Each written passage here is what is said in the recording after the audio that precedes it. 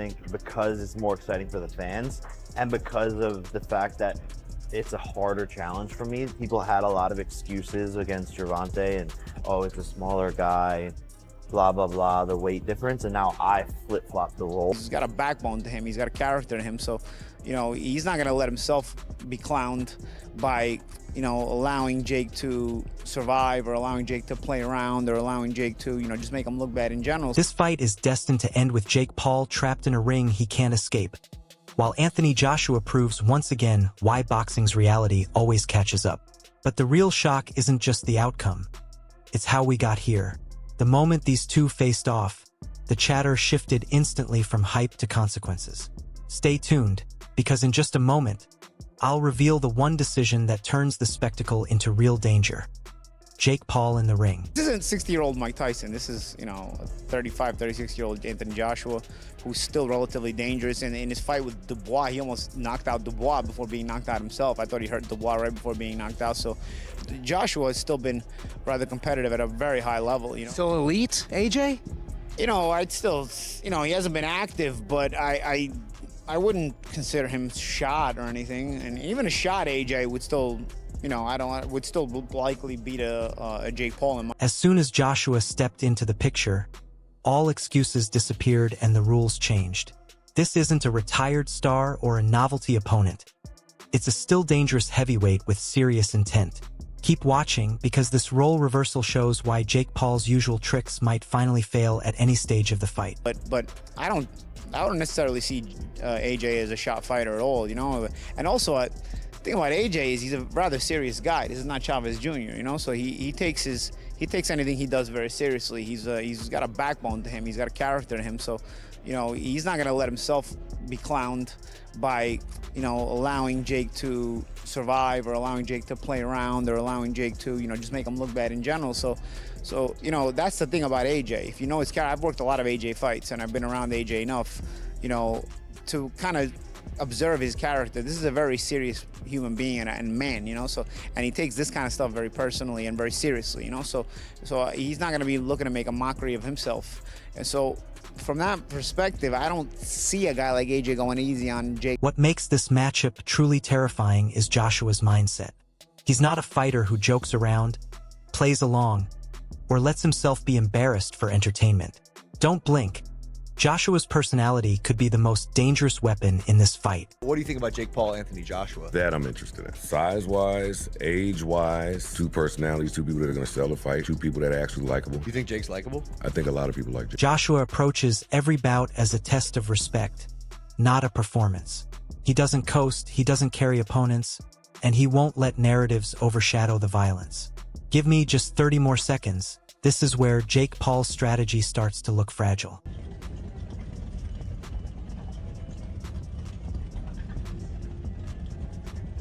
Furthermore, Jake Paul talks about and maybe thought I was just all talk and not actually wanting to do it and just saying it for hype. I think that's what a lot of people think when I say crazy things like fighting Canelo or Bud or Joshua. So I think he was actually surprised to get the deal done. Good push on. Bang, bang, bang, bang, bang. He showed you every punch he had in 5 seconds, nothing else.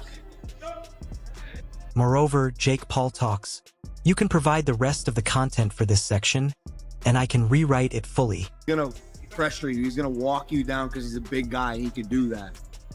And if you're throwing punches while going backwards, I don't think that's where you thrive. You already do this, but you gotta make sure to do it this fight. AJ struggles when people fight back, when they really fight back. I need you honest. Something does go horribly wrong. Who's to blame? We can all say we wouldn't have done it. Anybody would put it on. They would have all done it because the money that's at stake is mad. If something goes wrong, I think boxing needs to have a look at itself because in reality, if Jake Paul wants to have a real fight with Anthony Joshua, and there's no restrictions at all, then whoever's commissioned that to say yes, go ahead, you're risking the reputation of our sport. When Jake Paul gets knocked out, if it's brutal, we're going to get that. Oh, this should never have happened. Boxing is disgusting. From the very first face-off, the tension was different. This wasn't influencer energy clashing with celebrity boxing. It was a professional testing a challenger's limits. If you watch closely, the body language already tells a story most people are missing. If he is, it's his last fight, good for him. I'm not just saying to be his friend, I don't care. I mean, good for him. I mean, what a way to go. 50 million, even if it's not, even if it's half of that, it's like, it feels like free money. I mean, Jake Paul might prove us all wrong.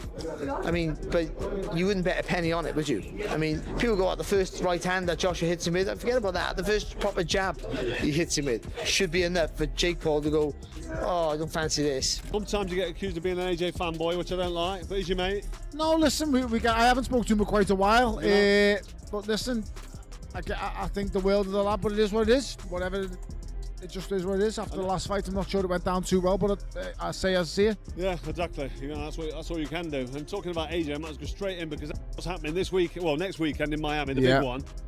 Jake Paul, fake Paul I call him, against Anthony Joshua. Massive unit, two-time world champ, still got a big punch.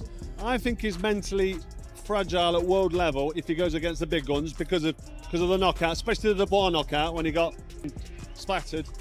You know what I mean? In round 5, and he got hurt early on and then got done, and he's not been in the ring for 30. The conversation shifts as Jake admits the fight wasn't always the plan.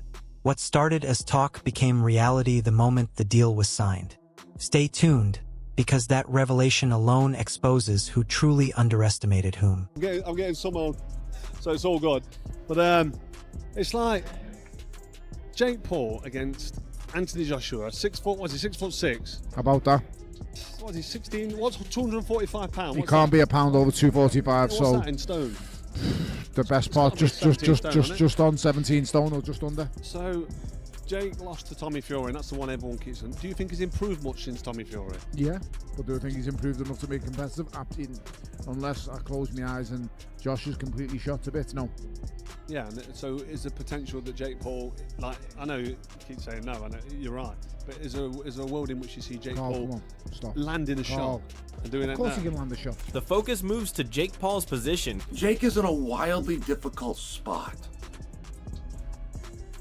Boxing is unlike, by example, track and field. Track and field is all about personal records. You do not need to be faster than the guy standing next to you. Right? Now you can win and you can get trophies on that, but it's not actually your goal that your coach is working on you with. You just today want to be faster, throw further, jump higher than a previous version of yourself. Boxing doesn't work that way. It is straight. It doesn't matter how good you are. It is 100% comparative to how good is this guy. I understand that. Fresh and Bellew analyzed the likely scenarios, and now Jake pivots to tactics, movement, distance, and activity. He believes pressure fighters struggle when opponents consistently punch back. But here's the problem. Joshua has seen far worse and survived it. Hard do you hit? I hit hard enough, okay? Well, that's true if I'm taking on a guy my size, which in my sport there was weigh-ins. So I did take on guys my size.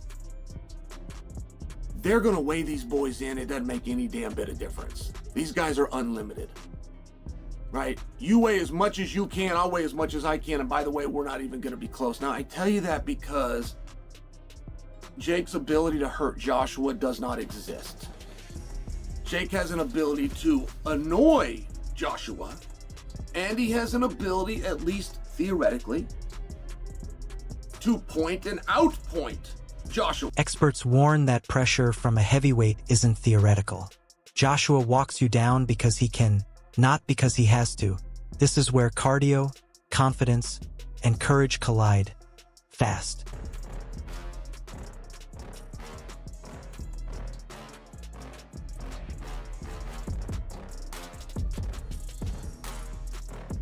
From a man that was half his size and he had everyone talking on social media to all of a sudden Jake Paul's the small guy and Anthony Joshua's towering over, more experience, he hits harder, he's the bigger man, he's got the longer reach, he's an Olympic champion. Paul is not going to go out there and turn this into a real life David and Goliath. That ain't gonna happen, and everybody knows that. Now, there has been a lot of accusations, there was a lot of talks about this being a potentially a fixed fight or some kind of rule set or an agreement where these guys were going to take it easy on one another. You know, for me, in my opinion, I think it's scripted. scripted a little bit because, of the weight difference, and, Joshua is a former, champion. For the upcoming fight, he tweeted, "Upset incoming, Miami.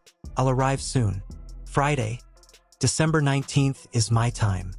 For me, in my opinion, I think it's scripted a little bit because, of the weight difference, and, Joshua is a former, champion. And also, he's current, he's active, and this is going to be the first time that we see Paul, fighting an active fighter. We seen the Mike Tyson, that was all fun, that was cute, It's fun and games and stuff, but now you're dealing with a real professional, and so we'll see how it ends up. Wilder also talks about safety and fun. And, like I said, I think it's scripted, but, you're going to see. At the end of the day, I just want everybody to have fun. I want them to enjoy themselves because we risk our lives for others' entertainment, and just go home safely, to be able to have memories and say we did a great job. Meanwhile, Deontay Wilder highlights that the danger escalates when responsibility enters the equation. If this fight turns brutal, boxing itself bears the consequences. Remember this moment. The aftermath could be louder than the fight. A lot of people going into this fight, they're expecting quite a demolition job from Anthony Joshua. You expect him saying like a round, whenever he wants. I don't think AJ's not the kind of guy that's going to start kind of messing around and doing 3 or 4 rounds. And you get some people go, yeah, I bet there's something in the contract where it's like, don't be ridiculous. I wouldn't even allow that, let alone AJ. He's going to go in there and he's going to do a job on it. We don't play around in boxing. It's not the sport to play around and start doing rounds. No, we're going to go out there. Obviously, AJ hasn't boxed for 14 months, but I don't know. People say if it goes past 1 round, AJ's a joke. It's like, oh blimey, okay, can we have 2 rounds? But I expect it to be over in a. Some see this as brilliant business for Joshua. Late career, massive payday, minimal downside if handled correctly. That logic alone should make anyone backing Jake Paul pause.